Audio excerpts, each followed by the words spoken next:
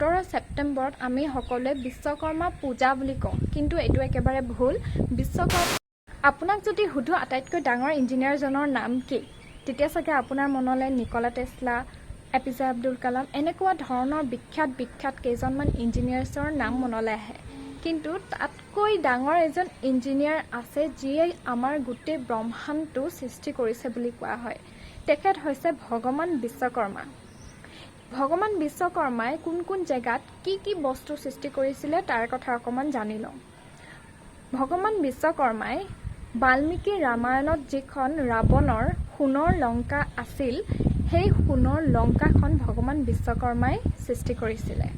তাৰোপৰি সীতাক আনিবৰ বাবে ৰামে যেতিয়া ৰাম সেতু বনাইছিলে, তাত নৰ বান্দৰ বুলি আছিলে যিয়ে ৰাম সেতু বনাইছিলে, সেয়াও আছিলে ভগৱান বিশ্বকৰ্মাৰ।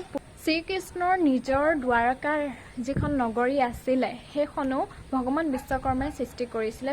শ্ৰীকৃষ্ণই আঙুলিত লৈ থকা সুদৰ্শন চক্ৰটো ভগৱান বিশ্বকৰ্মাই সৃষ্টি কৰিছিলে।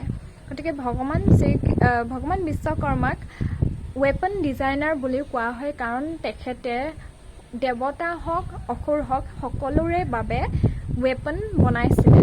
আৰু এটা গুৰুত্বপূৰ্ণ কথা, 17 ছেপ্টেম্বৰত আমি সকলোৱে বিশ্বকৰ্মা পূজা বুলি কওঁ, কিন্তু এইটো একেবাৰে ভুল। বিশ্বকৰ্মা জয়ন্তী বুলি কোৱা হয়, কাৰণ আজিৰ দিনটোতে বিশ্বকৰ্মাৰ জন্ম হৈছিলে, সেই গতিকে বিশ্বকৰ্মা জয়ন্তী বুলি কয়। বিশ্বকৰ্মা পূজা তেতিয়া কয় যেতিয়া দিৱালীৰ আগদিনা পতা হয়। দিৱালীৰ আগদিনা যেতিয়া আমি বিশ্বকৰ্মাক পূজা কৰোঁ, তেতিয়া সেইটোক কয় বিশ্বকৰ্মা পূজা।